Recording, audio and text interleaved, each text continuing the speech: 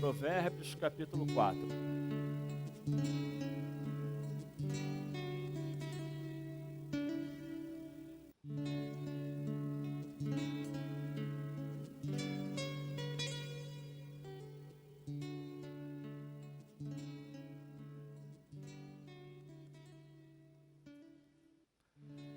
Todos acharam?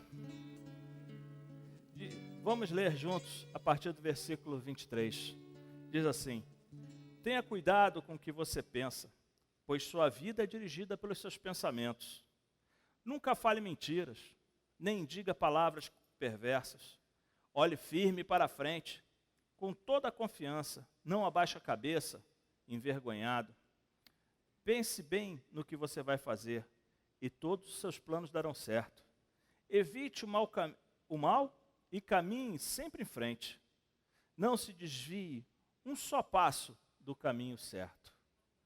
Amém. Pai, louvado seja o teu glorioso nome. Senhor, que tu possas ter misericórdia de nossas vidas e que tu possa nos usar, Pai. Tu possa abençoar o coração de cada um que está aqui hoje, de cada um que irá ouvir essa palavra. Pai, que o coração deles também sejam abençoados e que nós consigamos falar daquilo que tu queres que seja falado. É o que nós pedimos em nome de Jesus, Pai. Amém. Irmãos, nós estamos vendo, eu coloquei esse título, Aonde está a tua mente? Ou, nas versões mais antigas, dizia onde está o teu coração? Ou, ainda, como você pode caminhar? Também poderíamos dizer isso, né? Ou como Deus, caminhar no sentido de andar com Deus, né? E nós vemos que as coisas hoje estão muito difíceis. Motivo esse de eu tentar, trazer a vocês essa palavra. Espero que Deus me use, me ilumine para dar a vocês estratégia, dar a mim também estratégia, para que nós possamos sair daqui hoje abençoados, para que de alguma forma eu possa ser usado para abençoar a vida de vocês no que vocês precisarem, de acordo com as suas necessidades. Então, esses últimos tempos nós temos visto que as coisas não andam bem, né? Nós vemos, eu estava conversando essa semana com a minha esposa, como é engraçado, não muitos anos atrás, 20 anos, não sei, para mim já não é mais muito, né? Mas se a gente olha ali do lado esquerdo, então jovens ali, a gente fala, pô, esse cara está louco, né? Muitos deles não têm 20 anos ainda. Mas há 20 anos atrás, eu lembro que aqui mesmo na igreja, nós marcávamos uma saída com os grupos, assim, em grupos, vamos fazer um piquenique. A gente passava, ia aqui para o Parque Toronto, fazer um churrasco. Eu lembro uma vez que nós fizemos um churrasco lá, passamos da manhã para a tarde assim, foi algo muito bacana, acho que tínhamos umas 40 pessoas bem ali, e fizemos um churrasco, e foi muito legal. E aquilo ali nos enchia o coração, né? Nós marcávamos, mas eu não sei se vocês notaram, de uns anos para cá, se alguém chega para você e fala, vamos marcar um piquenique, vamos lá no Parque Toronto, o cara falou, tá louco, eu vou lá fazer o quê? Vou lá ser picado por mosquito, vou lá para a formiga me picar, ficar cheio de calombo, eu vou fazer o quê lá? Não tem o que fazer lá, vamos fazer um churrasco. Que churrasco, cara, sai de lá fedendo a carvão, fedendo a gordura, né? As mulheres vão falar, poxa, como é que é aquilo que faz lá, hoje já não é nem mais escova, aquilo que é permanente lá. A minha chapinha vai de chapar, né? Então, a gente vê que as pessoas, as coisas que enchiam o seu coração, ou o nosso coração, lá atrás, hoje já não enche. Nós vivemos num mundo que nos leva a ser consumistas. Nós ouvimos agora do nosso irmão, a respeito da estatística que foi feita nos Estados Unidos, onde 1/3 a meio, ou 50% da população americana onde os americanos, de 1/3 a 50% vivem em dívidas, vivem em juros. Ou pagaram, os americanos pagaram de 1/3 a 50% de juros durante sua vida. E nós não notamos que certas coisas entraram no nosso meio, certos conceitos entraram dentro da nossa infantilidade, digamos assim, a nossa falta de malícia. E nós fomos mudando. E nós fomos deixando de nos satisfazer com as coisas pequenas, fomos deixando de nos satisfazer com o que é real, com a amizade, fomos deixando de nos satisfazer com aquilo que para Deus realmente importa, que é algo que se chama comunhão. Comunhão não é gastar. Comunhão não é para uma churrascaria, comunhão não é para um bistrô. Comunhão não é sair e fazer uma viagem internacional ou nacional e se gastar até um dinheiro que não tem, só para estar junto com a pessoa. Isso não é comunhão. Isso pode ser divertimento, isso pode ser muita coisa. Mas não é, porque você vai nesses lugares e você pode olhar, você não tem tempo de conversar, você não tem tempo de trocar realmente uma ideia, você está no meio de outras pessoas, você não consegue se abrir, você não consegue falar uma palavra de Deus para o seu irmão, você não consegue ouvir do seu irmão uma palavra de Deus. Por quê? Porque você está no meio, você tem que mostrar sua postura, você tem que ter uma certa postura, você tem que ter uma certa forma de agir, uma certa forma de falar. Quer dizer, você não se desprende, se você sai, você não brinca, você não ri, você não extravasa.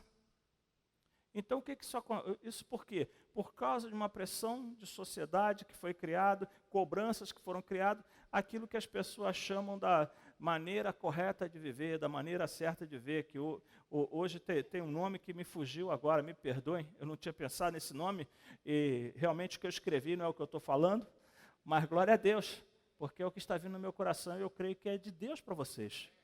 E para mim também, é claro. Né? E nós vemos que se criaram formas de se viver. E hoje, cada vez mais, nós estamos ficando num quadradinho, num cercadinho, onde as pessoas dizem qual é a maneira certa de viver para nós. E quando nós começamos a olhar a maneira certa que eles dizem ser de viver, nós vemos que essa maneira certa não é a maneira que a Bíblia diz para nós vivermos. A Bíblia diz para nós nos reunirmos, a Bíblia diz para nós orarmos juntos, a Bíblia diz para nós andarmos juntos, a Bíblia diz para nós chorarmos com os que choram, para rirmos com os que riem. A Bíblia diz para que nós chamemos a atenção do irmão, que aceitemos quando o irmão nos chama a atenção. Agora hoje, lembrei a palavra, o politicamente correto, nos impede que nós sejamos quem? Até servos de Deus. Porque muitas vezes nós vemos que nosso irmão está indo para o inferno e não lhe chamamos a atenção, esquecendo que, por causa do politicamente correto, o sangue desse irmão virá sobre nossas vidas. Quando alguém se levanta e nos chama a atenção, nós nos emburramos, nós fechamos a cara. Ou seja, pela palavra que nós lemos, nós não estamos pensando como Deus quer que nós pensemos. Nós não estamos andando com a mente de Deus. Nós estamos vivendo uma vida para os outros. Vivendo uma vida para que os que estão à nossa volta vejam, e não uma vida onde nós somos honestos.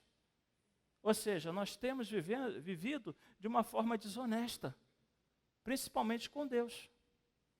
E é sobre isso que Deus me colocou no meu coração para falar com vocês. Nós vemos essa parte de desonestidade muito grande. Né? Nós vemos hoje, a nível nacional, nós temos toda semana notícia de um escândalo. Toda semana a gente vê que alguma empresa está envolvida no escândalo, toda semana a gente vê que o governo está envolvido no escândalo, toda semana a gente vê que políticos estão envolvidos no escândalo, a ponto de dizermos que todos os políticos são corruptos. Sabemos que muitos deles não são. Mas esses que não são, não conseguem talvez se impor, não conseguem sobressair ou não se esforçam para sobressair no meio dos que não são, dos que são, né, corruptos. Por quê? O politicamente correto. Eles não querem ir contra os outros. Então, no fundo, existe corrupção também aí. Porque se eles não falam nada para não perder as benesses, aquilo que eles precisam chegar a ganhar, eles também, infelizmente, estão sendo como os outros. Porque a corrupção não se dá só quando você pega dinheiro. A corrupção se dá também quando você deixa de colocar o seu pensamento. A corrupção se dá quando você se submete a um pensamento que não é o que Deus quer para a tua vida. A corrupção se dá quando você se deixa levar por uma situação que não é que Deus quer para a tua vida. Isso é no trabalho. Eu estou falando do político, gente, mas tira o político fora, é todos. Porque quando você está no trabalho e alguém começa a andar errado, fazer alguma coisa errada, e você não fala, ou você aceita aquilo, não vou dizer nem não falar, que às vezes não dá para falar, né? Mas que você aceita aquilo, que a pessoa, que tem gente que chega e fala, eu não faço, mas não discordo de você. Você está sendo tão corrupto tanto quanto. Você está deixando de andar com a mente de Deus. Por quê? Você não precisa aceitar que as pessoas andem errado. As pessoas querem andar errado, elas que errem. Mas quando vem a você perguntar, você que ama a Deus fala, olha, Deus não me ensina a fazer assim. Não é assim que Deus me ensina a fazer. Não é assim que Deus quer que eu faça. Então você não concorda com o que eu faço? Falei, o que você faz, você vai ter que responder. Está errado. Eu quero só te dizer que o que você faz diante de Deus está errado. Eu não faria a mesma coisa. Agora, não posso mudar tua mente. Isso você pode falar. Eu não posso mudar tua mente, mas você saiba que diante da palavra de Deus e diante daquilo que eu aprendi de Deus, isso não é a forma certa de agir. Então você falou, né? Talvez as pessoas não vão gostar muito, mas eu garanto que você vai se sentir muito bem. Você vai se sentir muito bem por não ter dito com a tua boca, ter criado uma aliança com a pessoa que está errada. Porque quando você diz que, não sei o quê, você está criando uma aliança com ela. Uma aliança de aceitação. Onde você só vai ter a parte ruim. Porque o dia que der errado, ela vai dizer que você sabia e que você aceitava. Você nunca falou nada. E a gente vê isso em todos os termos. A gente vê isso também na parte internacional. Mesma coisa, como é que está o mundo hoje? O mundo vive em pé de guerra. Vive em pé de guerra. A gente está vendo que hoje a Rússia, os Estados Unidos e a China, eles estão brigando pelo controle do mundo. Isso a nível bélico e a nível comercial. A China está aí, todo mundo, os economistas morrem de medo que a China quebre, porque se a China quebrar, o mundo inteiro quebra. E vai quebrar. Ouçam o que eu estou dizendo, vai quebrar porque é bíblico. Está lá em Apocalipse, que existirá no mundo antes do aparecimento do anticristo, existirá no mundo hiperinflação. A hiperinflação o que é? É você com um carrinho de dinheiro para comprar um pãozinho. O dinheiro vai deixar de valer o que vale. Isso infelizmente vai acontecer. É bíblico, e se é bíblico, vai acontecer. É triste, mas é verdade.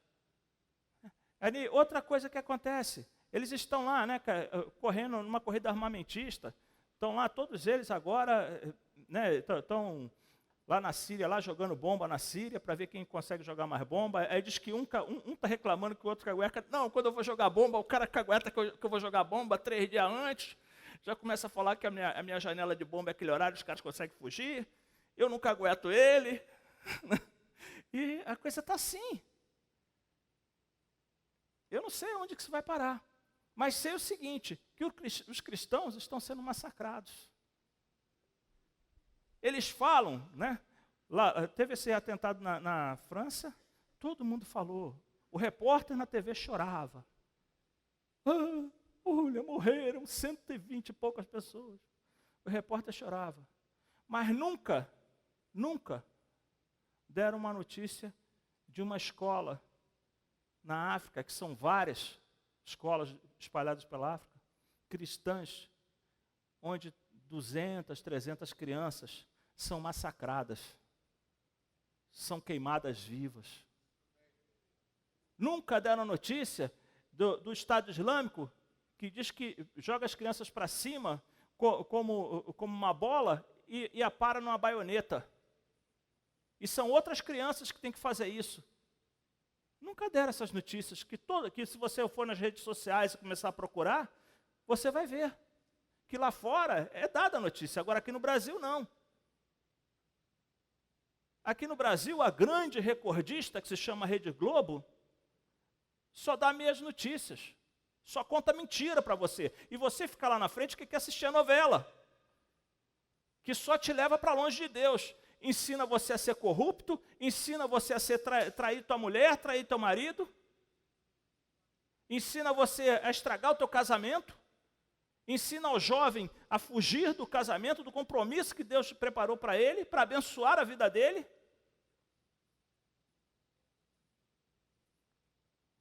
Sabe, por mim, ninguém assistia a Rede Globo. Sabe, não assistia nenhuma delas, a verdade é essa, nenhuma delas, porque todas são mentirosas. Foi noticiado no mundo inteiro que o Lula, que foi teve um pedido de prisão para o Lula. Aqui no Brasil ninguém falou nada. Pode ser que o mundo inteiro tenha mentido, né? Tenha falado mentira. Eu não sei. Pode ser que a TV lá de Portugal, que fez a reportagem, tenha mentido. Lá da Portugal Telecom. Eles estão mentindo, não sei. Eu posso estar errado. Me desculpe se eu estiver errado. Por isso que aqui não falou nada. Mas aqui não falou nada. Nem que eles estavam certo ou errado. Nenhum. O pessoal fala que a Veja é a grande revista contra, né, que é contra o povo. Pergunta se saiu uma linha na Veja. O pessoal fala do Reinaldo Azevedo, que é um grande, que é contra, não sei o quê. Pergunta se ele falou um A respeito. Não falam. Por quê, gente? Apeguem-se com Deus. Apeguem-se com Deus, porque não existe situação e oposição. Desculpe, mas existe um grande teatro, onde cada um olha o seu interesse. Não olham a verdade, olham o seu interesse. Primeiro o seu interesse. Se der espaço para falar a verdade, eles falam a verdade. E digo uma outra coisa, não é por isso que vão deixar, política não vale a pena. Política vale a pena. Você tem que ser um ser politizado, você tem que saber o que está acontecendo à tua volta. Então, nós temos que aprender a nos conduzir. Nós todos somos seres políticos. A Bíblia nunca disse que nós não seríamos seres políticos. A Bíblia não nos manda fugir das nossas responsabilidades. Ela diz que nós não devemos andar como o mundo, nós devemos estar separados do mundo. Mas nós vivendo no mundo, nós temos que ser exemplo. Temos que ser exemplos de bons cidadãos. A Bíblia fala que nós temos que ser bons empregados. A Bíblia fala que nós temos que orar pelo nosso país, que nós temos que orar pelos nossos empregos, orar por aqueles que nos dirigem. Nós temos que ser os melhores naquilo que fazemos. Isso a Bíblia nos diz. Mas a verdade é a seguinte, eu estou enchendo vocês de palavras e provavelmente muitos aqui sentiram o peso dessas palavras. Como sentem o peso de tudo que acontece. Porque essas coisas que acontecem são desestimulantes. São desestimulantes, são coisas que pesam sobre nossos ombros, pesam a responsabilidade. Quando a gente fala de desemprego, quando a gente fala de o país está deixando de crescer, o país está voltando para trás, está voltando a inflação, tudo isso, principalmente as pessoas que têm um pouco mais de idade, são mais antigos um pouco, começam a tremer. Porque começa a lembrar da década de 80, início da década de 90, que era uma coisa de louco.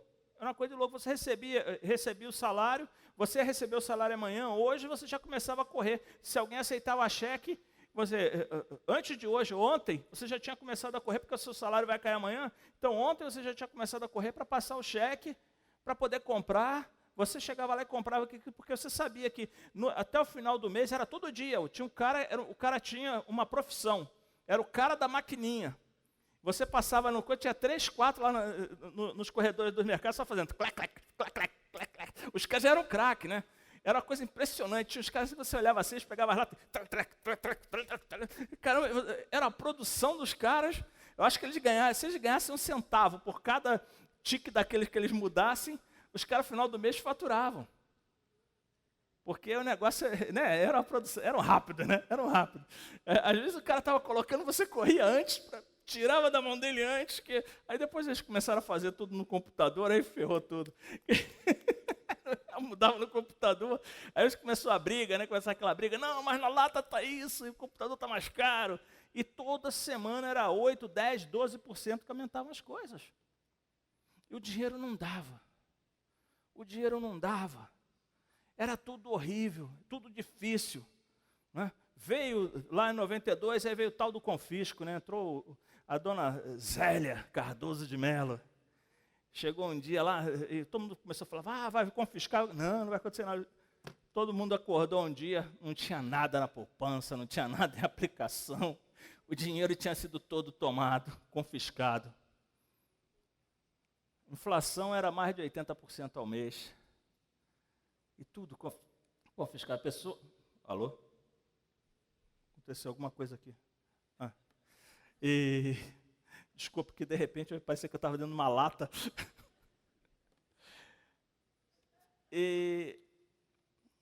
Graças a Deus, né, encontraram-se meios, houveram méritos, né, houveram méritos da equipe do Fernando Henrique, quando ele era ministro da Economia, do falecido Tupetinho lá, Itamar Franco, e lançaram, né, o Plano Real. E a turma que está aí hoje é tudo filho do Plano Real. Não havia inflação, o povo começou a se acalmar, o estresse começou a baixar. Infelizmente, essa facilidade toda trouxe aquilo que eu falei.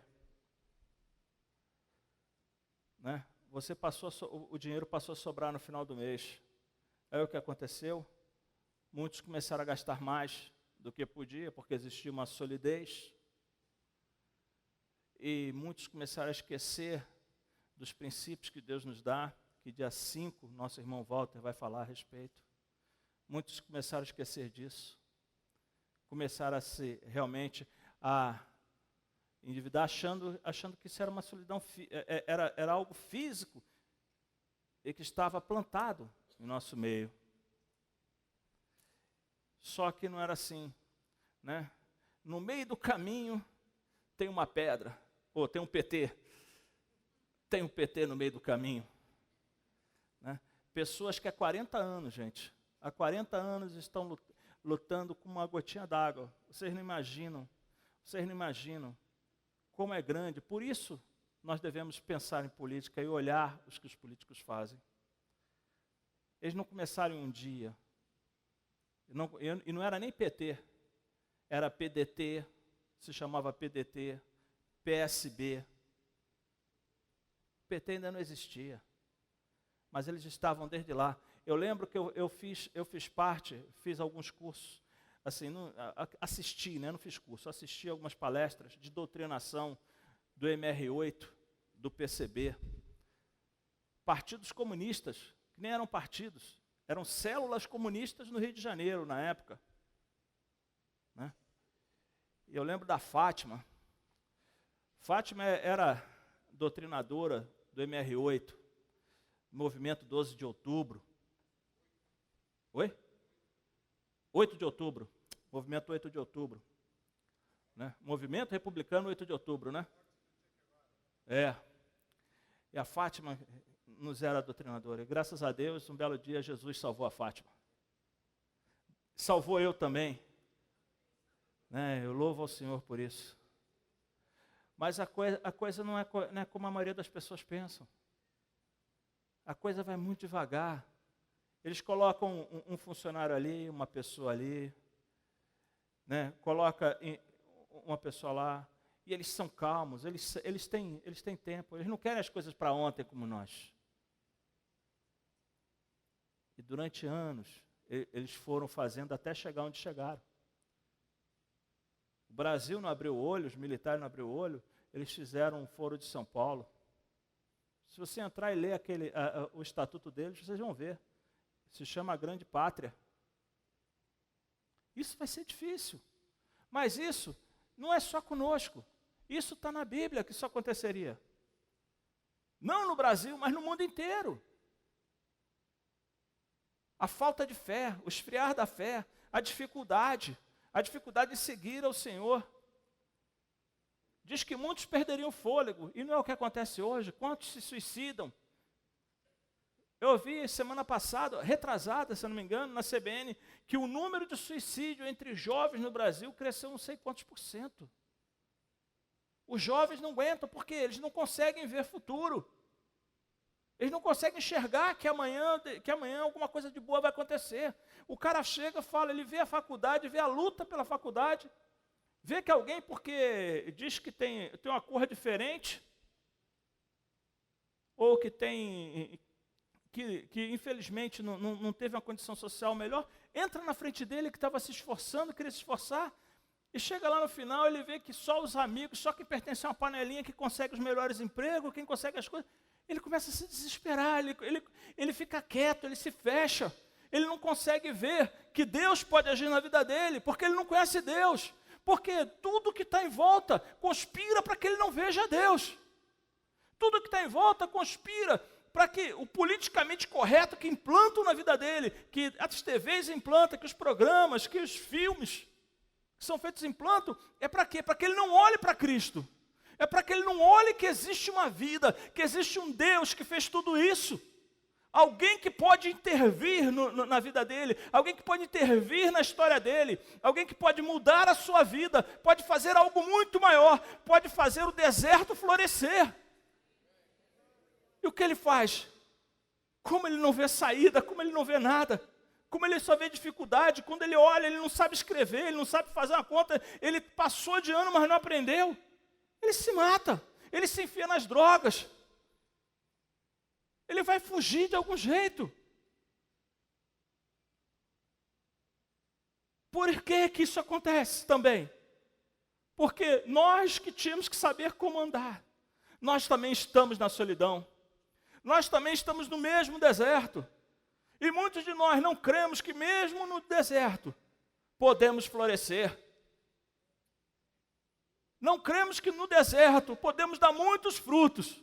Porque o fruto não vem de nós, o fruto vem de Deus, através de nós. E é isso, irmãos, que Deus quer. É isso que Deus quer falar conosco. É isso que Deus quer que nós nos preparemos. Deus quer que nós aprendamos a andar. Deus quer que nós consigamos dar passos. Deus quer que nós tenhamos uma vida lógica. Porque Deus é lógico, no meio de toda essa falta de lógica que é o mundo, que se diz lógico, mas que não é. Então, visto isso, irmãos, visto isso,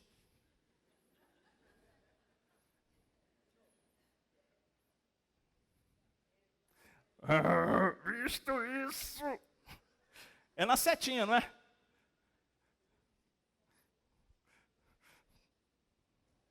Deixa eu desligar e ligar.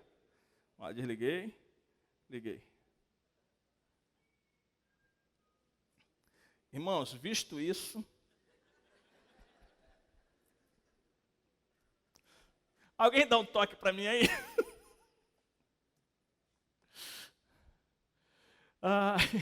Opa! Não, vamos lá, de novo. Peraí, foi demais. Ih, caramba! Pronto. Visto isso, irmão, não se deixe levar pelas aparências das coisas. Busque a Deus para que Ele o conduza.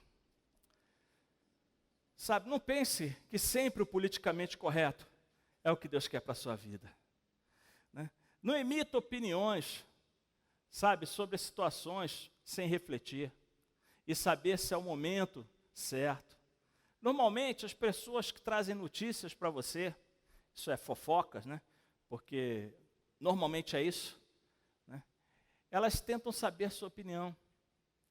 Essas pessoas vão ser as mesmas pessoas que distorcerão o que você disser, tentando impedir que a bênção de Deus chegue à sua vida. Isso, quando você trabalha, é muito normal acontecer.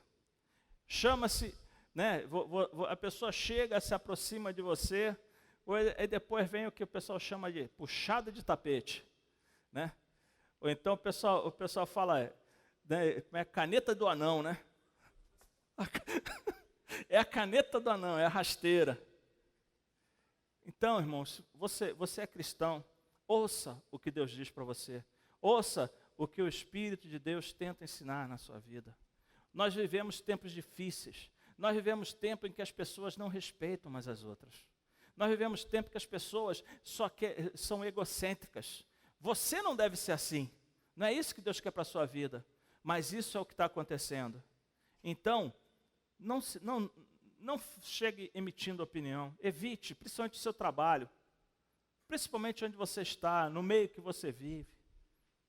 Se é alguma coisa que condiz, você tem uma turma aí, alguma coisa que diz a turma, evita emitir opinião, principalmente sobre pessoas, ou sobre alvos, sobre projetos. Se não for a pessoa certa, se você sentir que normalmente o Espírito Santo parece que fala, dá uma cutucada na gente, né? Eu não sei, já sentiu isso assim, se as pessoas veem? Parece que a gente é cutucado, né? É algo que parece estar desafinado, né? Parece que dá uma desafinada. A pessoa fala com você e parece que dá uma desafinada, assim. Poxa, por que as pessoas querem saber isso? Então, Deus cutucou você, não imita, né? Vê o que a palavra de Deus diz, ó. Para a pessoa que tem compreensão, tudo é claro. E tudo é fácil de entender para quem é bem informado. O que é ter compreensão? É saber tudo a respeito? Não. É ter a Deus, é ter o Espírito de Deus, é ter comunhão com Deus. Porque se você tem comunhão com Deus, Deus te dá compreensão das coisas. Eu sou um cara muito afoito. Isso aí serve para mim em primeiro lugar, viu, irmãos? Porque eu sou muito afoito. Mas é impressionante como às vezes, quem convive comigo sabe, às vezes Deus me dá umas cutucadas que eu falo umas coisas que as pessoas até falam, pô, isso aí não veio do Jorge não. Por quê? Porque a gente tem que sempre buscar Deus. Principalmente quando você reconhece que você não tem força, quando você reconhece que você não é o bambambam, dependa de Deus. Aprenda a orar. Não entre no jogo de viver, que eu chamo de falsidade. Não entre nesse jogo de fazer a média. O cristão não precisa fazer média, porque diz que nós vivemos sob a luz. Nós não vivemos meio na luz e meio na escuridão. E quem faz média está sempre entre um lado, está sempre meio nublado, né? Quem faz média sempre está meio nublado. E não é isso que Deus quer para a tua vida. Deus quer que você viva sob a luz. E quando a gente vive sob a luz, tem um negócio de bom. Que poucas sombras vão se aproximar da gente. Poucas sombras. Né? Então a gente vê o seguinte. Né? Escrevi mais um. A verdadeira compreensão é saber que Deus pensa a seu respeito. Ou a respeito da situação. Não se apresse em dar opinião. Veja primeiro se a pessoa que vai ouvir é a pessoa certa para ouvir essa opinião sua. Né? Se vale a pena ela saber o que você pensa, ou se irá usar isso para benefício dela e contra você. Isso não acontece? Isso acontece direto. Direto. Quem está negociando, quem está numa empresa. Tu quer ver isso acontecer? Quando você trabalha num setor e esse setor está para ter uma mudança. Aí o cara soube que, estão para promover fulano, estão para promover alguém no setor aí, vai subir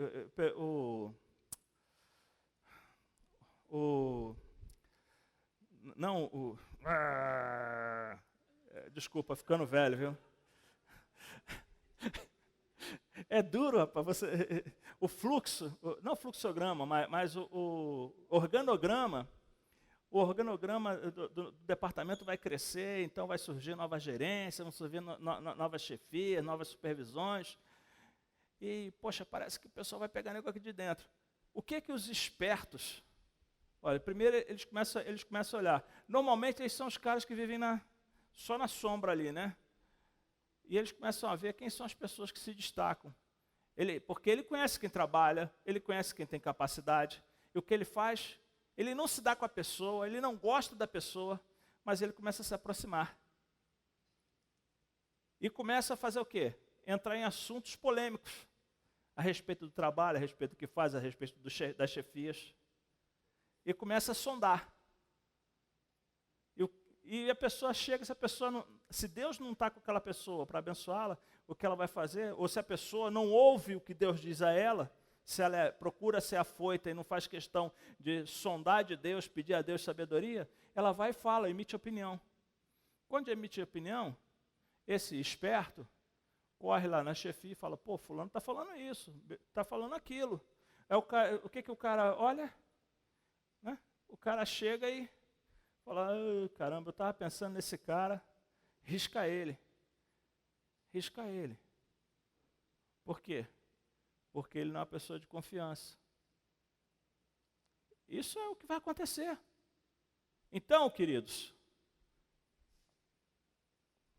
procure a Deus. A pessoa pode fazer planos, porém, é o Senhor Deus quem dá a última palavra. Tenha isso no seu coração. Peça a Deus sempre que dê a última palavra. Não se envolva em fofocas, não se envolva em comentários. Aonde quer que seja. E eu tenho uma triste notícia para você. Igreja não é lugar de gente sã.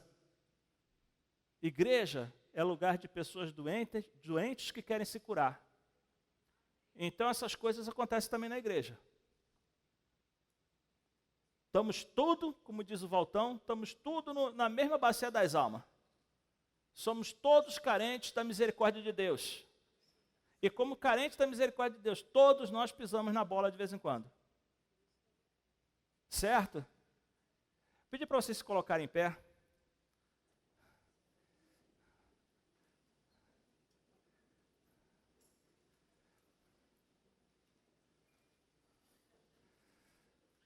Faz assim. Por favor. Faz assim. Glória a Deus.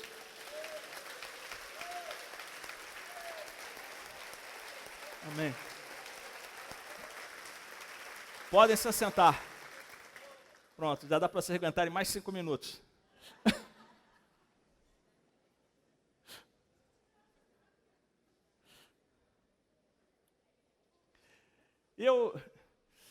Walter falou isso aí semana passada. Eu marquei e estou trazendo, que é muito importante isso. Crer em Deus é importante, mas sua obediência a Ele mostra o quanto Ele é importante para você. Deus está tentando te ensinar.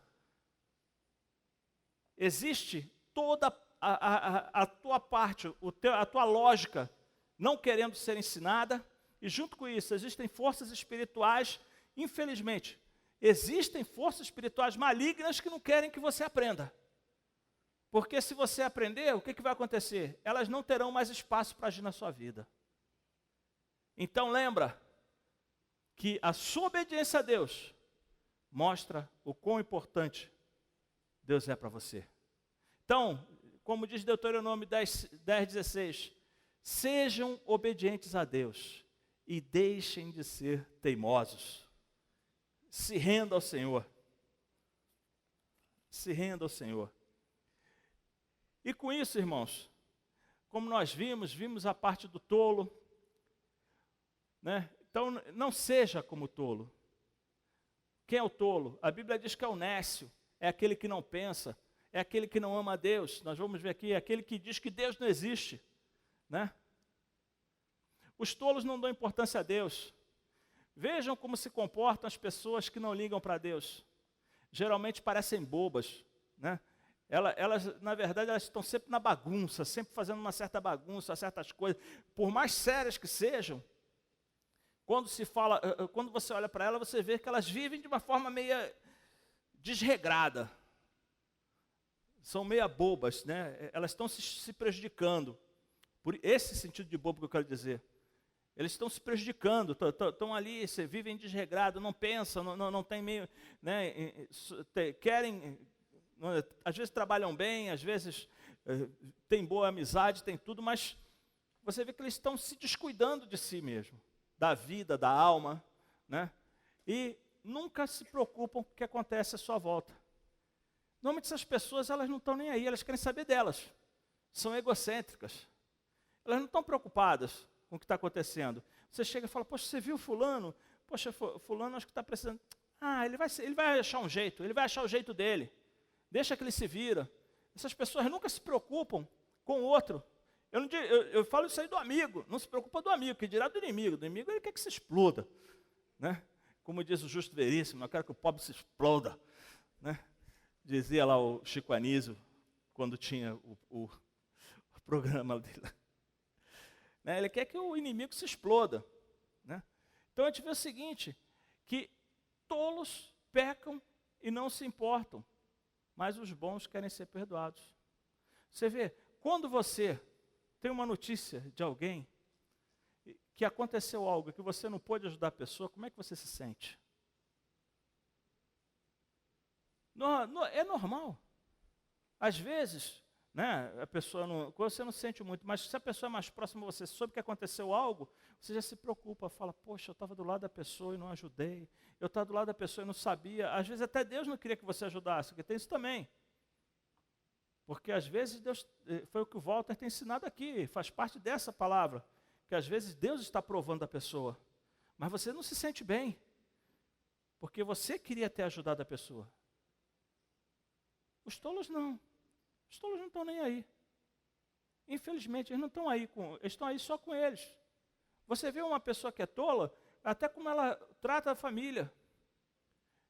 Como ela trata a família dela. Não respeita a mulher, não respeita os filhos, ou a mulher não respeita o marido, não respeita os filhos não respeitam os pais, não se reúnem, não oram juntos, não sentam para fazer suas refeições juntos, não conversam, uns não confiam nos outros, só chegam para pedir, um só chega para o outro para pedir, não chega para conversar, não procuram saber como é que está, como vai, como não vai. Vivem uma vida independente. Se casam apenas para ter alguém para dormir do lado e fazer outras coisas, né? E quando cansa também vai logo embora, não sofre. Por quê? Não foi Deus que uniu. Não foi algo planejado diante de Deus. Jovem, ore ao Senhor. Peça que Deus prepare a pessoa para viver ao seu lado.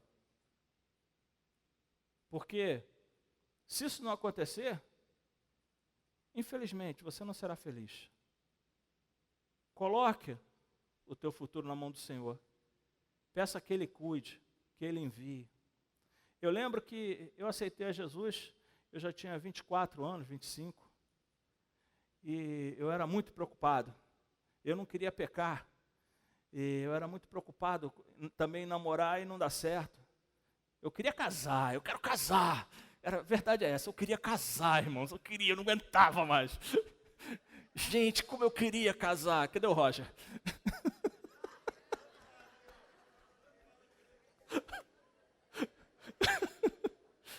E eu orava, eu chorava. Senhor, eu quero casar, Senhor, manda minha esposa, Senhor, manda minha esposa. Aí eu li aquele livro, né, tão lindo, que o Walter ama tanto, recomendo até, Quarta Dimensão. Eu fiz listinha, como que ia ser minha esposa. E botei no meu espelho, no meu armário, eu abri a porta do armário, eu vi a listinha. Minha princesa. Poxa vida, essa vai ser minha princesa. Né? E orava ao Senhor. Mas eu orava com sinceridade. Que sempre aparece, né? Sempre tem uns meteoros, né, que cruzam assim, os satélites, né? Que passam, né? Tem sempre aquelas que estão mais desesperadas que a gente, né? Então sempre aparecia aquelas que eram mais desesperadas, sabe? Aí, e a gente ali carente, querente, né? Carente e querente ainda, né? Que te fazia, será que é isso aqui? mas eu sempre orei. E sempre esperei Deus falar.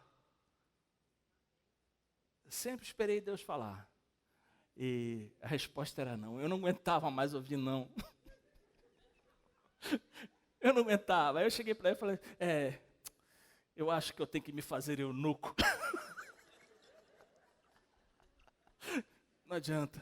Eu comecei a orar a Deus para tirar o desejo, né? Porque não aparecia ninguém. Fazer o quê? Um belo dia fui um sábado, eu cuidava do som na igreja lá, e tinha uma reunião de jovens na escola, eu fui lá para montar o som.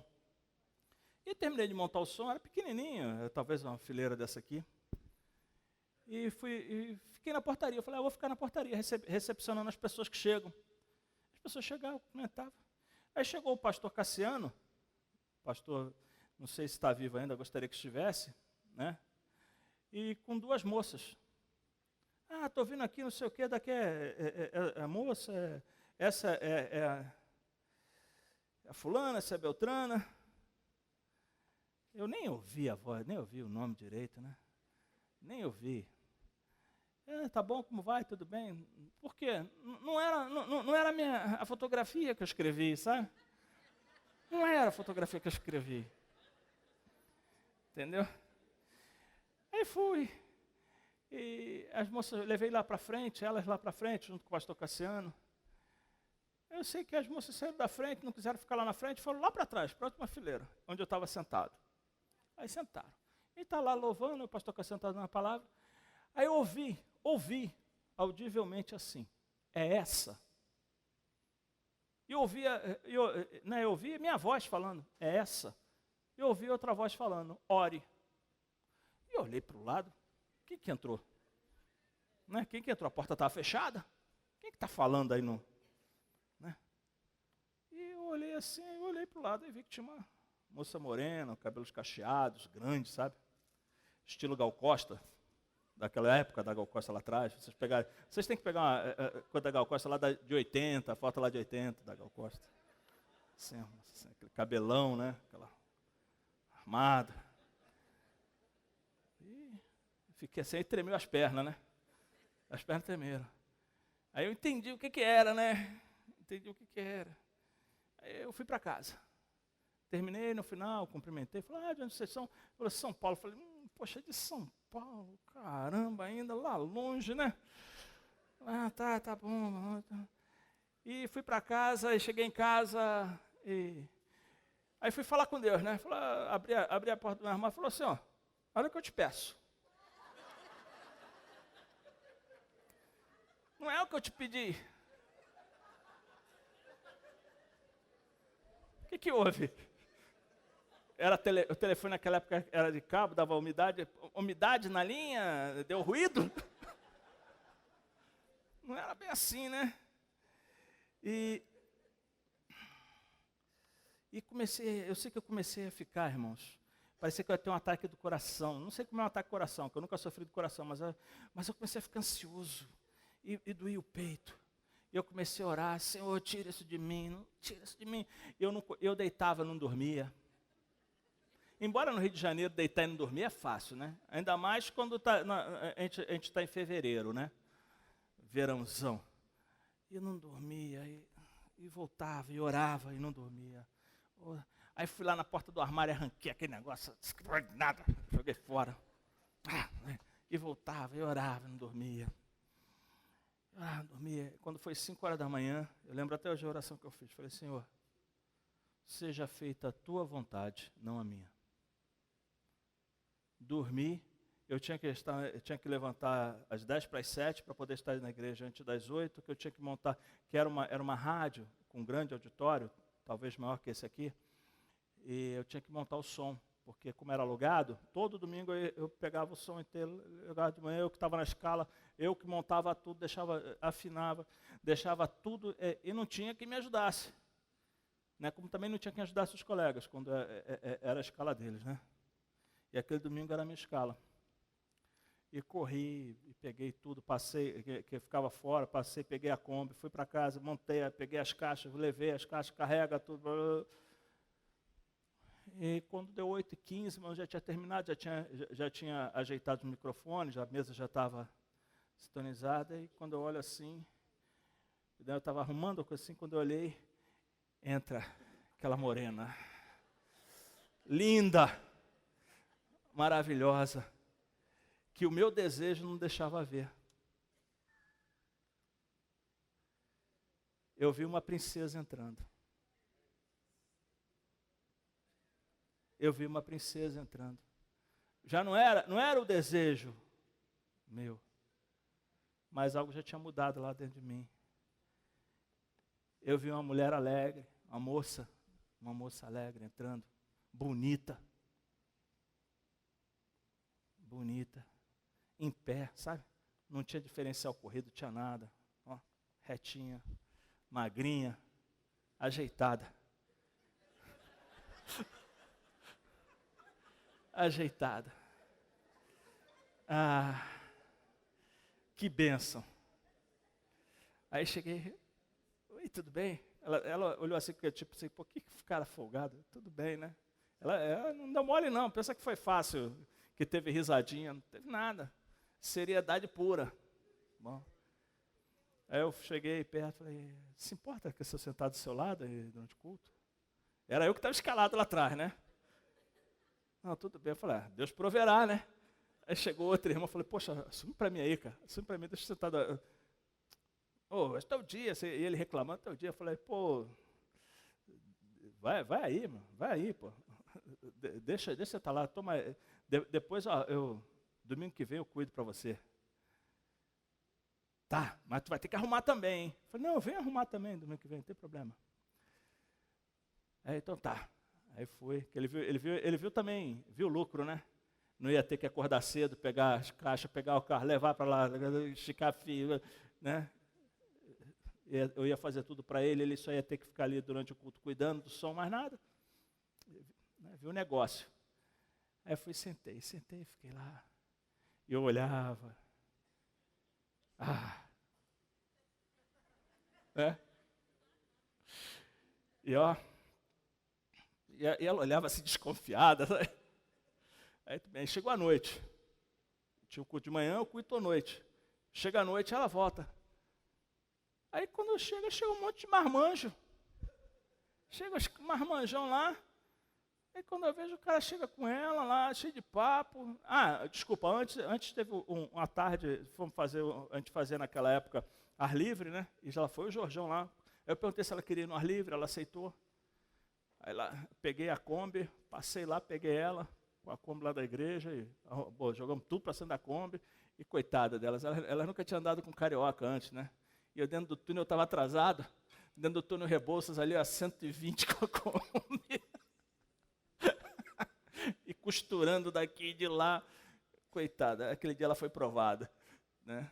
E eu sei que quando chegou a noite, me parece 2 ou 3 caras lá, os caras cheios de intimidade. Eu não sabia, os caras tinham feito curso com ela, né? Durante a semana ela tinha ido fazer um curso para missionária do navio Doulos, né? Um navio missionário, que foi lá no Rio de Janeiro. Eu sei que o cara, quando foi sentar, eu já pulei a cadeira e sentei entre os dois, né? O lugar aqui é meu, mano. Tomei posse, né? Tu acha que? Cara, já 5 anos ali, ó, chorando e clamando aos pés do Senhor. A hora que Deus dá, eu vou deixar correr. Nem pensar. E sei que eu conversei com ela e nós começamos a orar, apesar disso, começamos a orar e quando foi em abril, né, o Senhor permitiu que eu viesse a São Paulo, nós começamos a namorar. E tudo correu por Deus, gente. A Damares foi o presente de Deus para a minha vida. Eu lembro que depois que, uma semana antes, Deus falou através de uma irmã, falou assim, eis que eu estou tirando uma rosa do meu jardim para te dar. Era o dia que a Damares estava chegando no Rio de Janeiro. Tinha chegado no Rio de Janeiro. Né? E eu lembro dessa palavra até hoje. E eu lembro como Deus foi bom para mim. como Deus tem sido bom para mim, através da vida dela.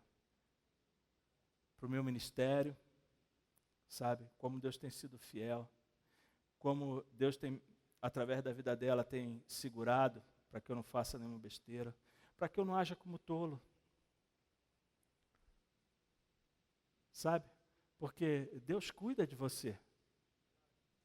Talvez você nunca tenha consagrado o seu casamento. Você tenha chegado aqui já casado e nunca tenha procurado consagrar o seu casamento. Quem sabe não seja hoje também o dia de você orar e consagrá-lo a Deus. E pedir a Deus que você não haja como tolo para ela, para a sua família, e nem que ela também peça a Deus para que não haja como uma tola para você e para a família. Que vocês sejam um. Que um procure não o seu bem próprio, mas sempre o bem do próximo. A Damares sempre abriu mão. Eu posso dizer hoje, depois de 30 anos de casado, a Damares nunca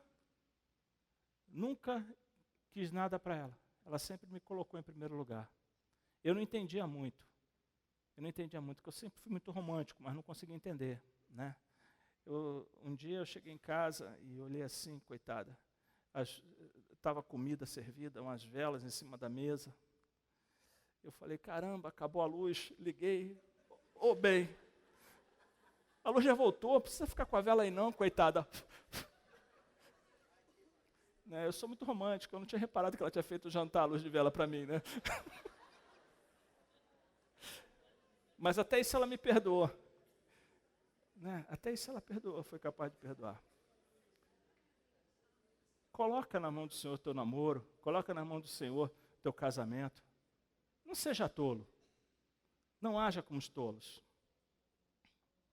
Acho que eu tenho que desligar. Passou?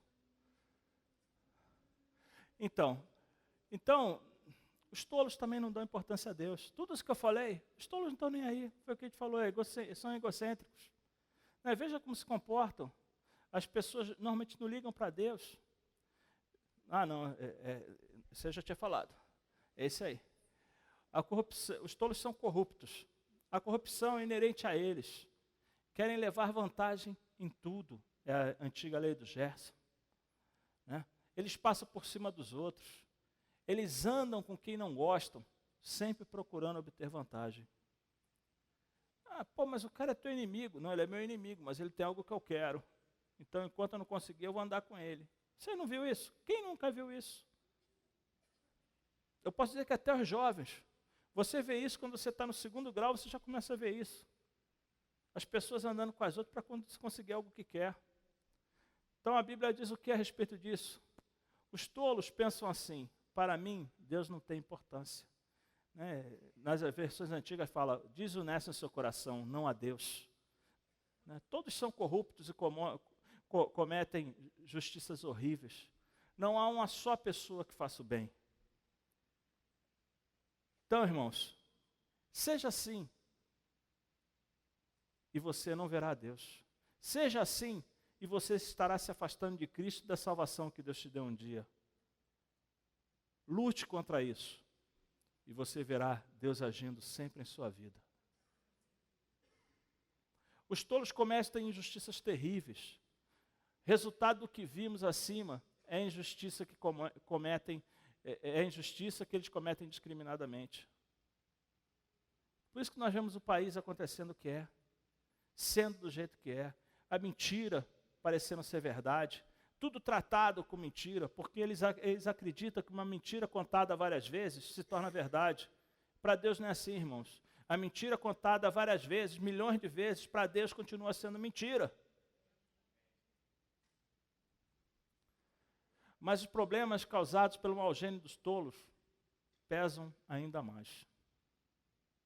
A gente vê, nós temos isso em nossas vidas, nós temos isso aí agora, vendo isso na economia. Deixe a companhia dos tolos e vivam, sigam o caminho do conhecimento, que é o Senhor Jesus. O importante é você saber o que Deus pensa. Se você começar a entender o que Deus pensa, com certeza, você vai viver o caminho do conhecimento. Olha só essa palavra. Desde que Deus criou o mundo, as suas qualidades invisíveis, isto é, o seu poder eterno, a sua natureza divina, têm sido vistas claramente. Os seres humanos podem ver isso nas coisas que Deus tem feito. E, portanto, eles não têm desculpa nenhuma. Eles sabem quem Deus é, mas não lhes dão a glória que Ele merece e não lhes são agradecidos. Pelo contrário, os seus pensamentos se tornaram tolos e a sua mente vazia está coberta de escuridão. Irmãos, então eu te ver aqui, desde que Deus criou o mundo, sempre, o que muda? Muda o tal do politicamente correto. Porque quem não quer andar com Deus, sempre teve uma desculpa para não andar. Quem não quer andar com Deus, sempre teve uma desculpa para não estar satisfeito. Foi o que eu falei. Quando nós andamos com Deus, a simples companhia de um irmão nos deixa feliz. A simples companhia, o andar com o irmão, às vezes você passa meia hora com o irmão, parece que você saiu dali refrigerado. Sempre tem algo que se aproveite. E Deus abençoa a sua vida. Mas para essas pessoas, nunca nada está bom. O bom para eles é destruir os outros. O bom para eles é tentar sempre colocar pedra no caminho dos outros. Sempre impedir que os outros andem. Sempre impedir que os outros tenham qualquer felicidade. Que os outros se realizem. Eles não sentem alegria no sucesso dos outros. Ao contrário. Eles sentem muita tristeza. Porque eles queriam ter o sucesso e não deixar que os outros tivessem sucesso.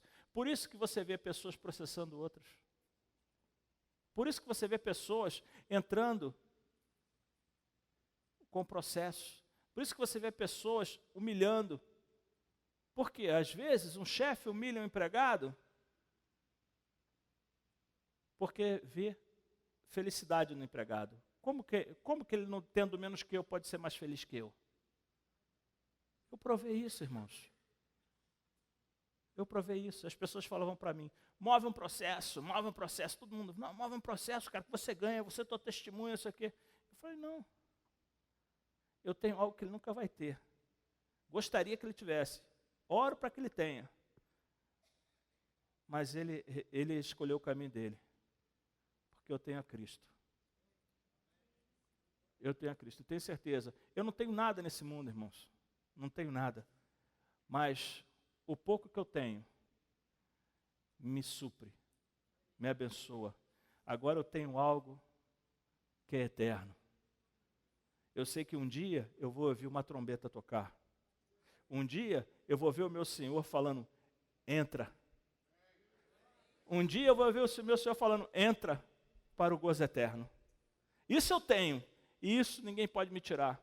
Eles podem me tirar até a mente, fazer lobotomia, mas o dia que fizerem lobotomia, a única coisa que eles garantiram foi a minha entrada no céu.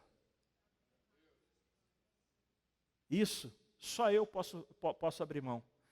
Só você pode abrir mão do que Deus te deu.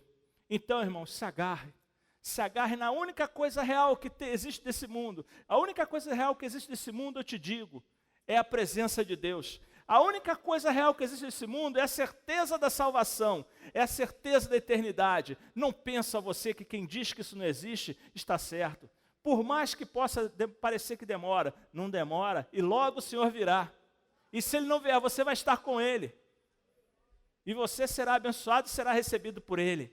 É isso que Ele quer que você creia. É nessa base que Ele quer que você viva. Ele não quer que você viva na base do quanto mais melhor, ou quanto pior melhor, ou quanto melhor melhor. Não, Ele quer que você viva. Quanto mais de Cristo eu tiver, mais eu estarei com Ele, mais abençoado eu serei, mais clareza de mente eu terei para fazer tudo. É isso que Deus quer para você. Bênção, te abençoar.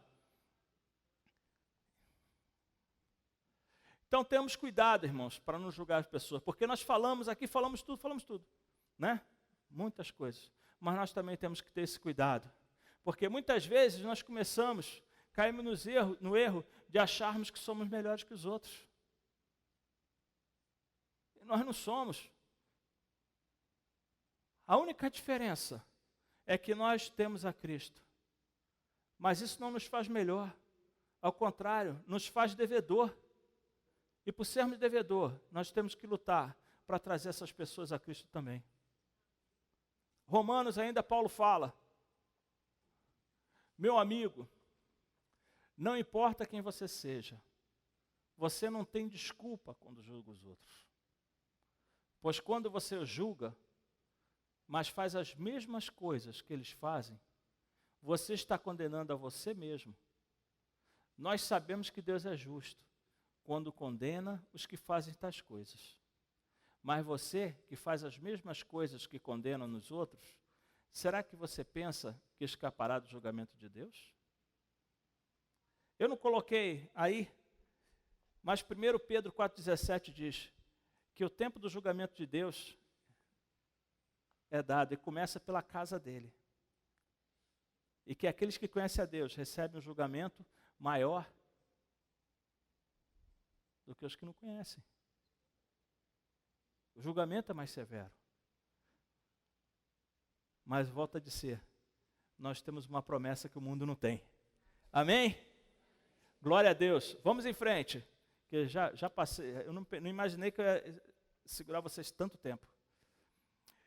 Ou será que você despreza a grande bondade, a tolerância e a paciência de Deus? Você sabe muito bem que Ele é bom e que quer fazer com que você mude de vida. Mas seu coração é duro e teimoso. Por isso você está aumentando ainda mais o castigo que você vai sofrer no dia que forem revelados a ira e os julgamentos justos de Deus. Irmãos, que essa palavra não te encontre. E se por acaso você se encaixa nela, mude, porque há tempo de mudar. É tempo de mudar. Que o seu coração esteja em Deus, pois Deus se agrada de quem procura fazer sua vontade e andar em seus caminhos.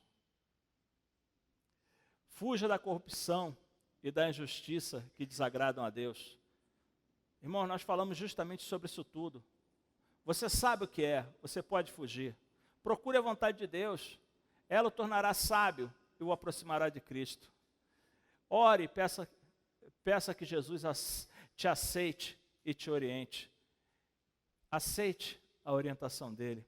Romanos 10:9 diz: se você confessar que Jesus é o Senhor e no seu coração você crê que Deus o ressuscitou, você será salvo. É o teu primeiro passo.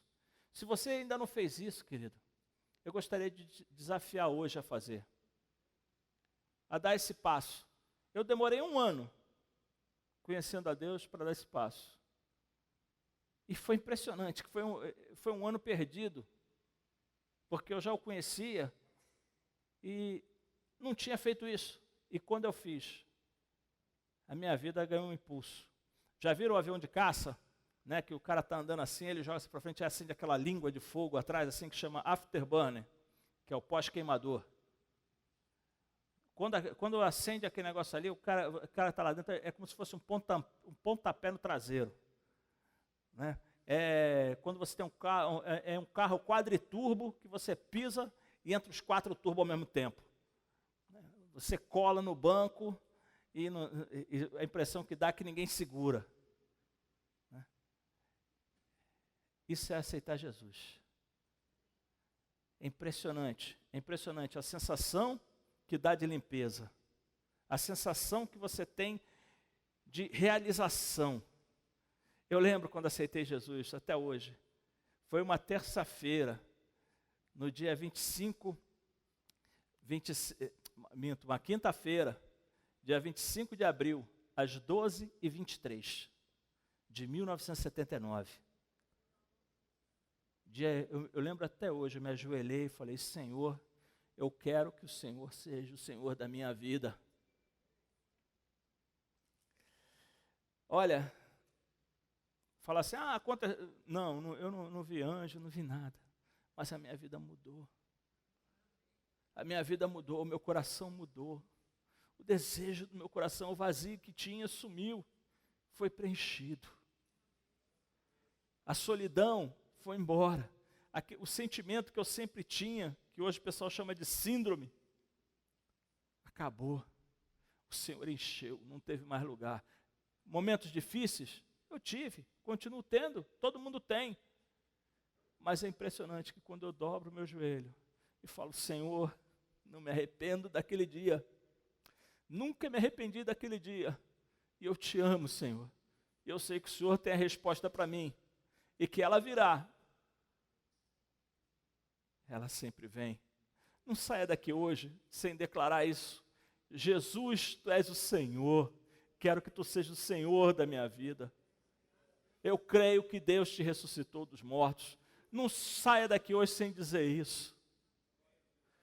Vire para alguém hoje, seu amigo que veio com você, alguém que te trouxe, alguém que é seu amigo, fale, gente, eu nunca falei isso, eu quero falar para você isso, que eu creio que Jesus foi ressuscitado. Deus ressuscitou Jesus dos mortos. E eu creio que Ele é o Senhor. E quero que seja o Senhor da minha vida. Teu nome vai ser escrito num livro eterno. Teu nome será escrito no livro eterno. E você vai ver como coisas que você de repente vê sempre vão mudar. Como vão mudar na tua vida para melhor. E que na sua mente esteja cheia dos pensamentos de Deus. Porque se está cheio de Deus, não tem lugar para outras coisas. Saiba, Deus é o justo juiz. É Ele quem tem o julgamento, é Ele quem julga, é Ele quem vai fazer as coisas no tempo dEle. É Ele quem fará a justiça, é Ele quem há de exaltar a tua vida. É Ele que fará com que você seja exaltado na hora certa, a hora que aprover a Ele. É Ele quem vai abençoar você. Saiba que Deus, através do seu Espírito, também dá orientações a você, quando você ora. Controle seus desejos carnais, de justiça e de vingança. Você não pode fazer justiça com a sua irmã, meu irmão. Você não consegue fazer justiça com as suas mãos. Você pode achar que faz, mas entrega ao Senhor, deixe que o Senhor faça a justiça. Se renda a Deus e à sua vontade, porque é a vontade de Deus que deve imperar na sua vida. Amém? Glória a Deus. Então, irmãos, era isso que Deus colocou no meu coração para falar a vocês. E que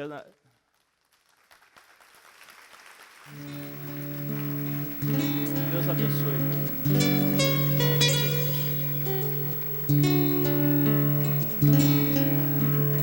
Louvado seja o nome do Senhor. Aplaudam o Senhor, irmãos. Glorifiquem o nome dEle. Porque Ele é grande, Ele é grande. Tenho eu além de ti e na terra em quem tenho mais prazer. Não há outro Deus semelhante a ti, Senhor. És a minha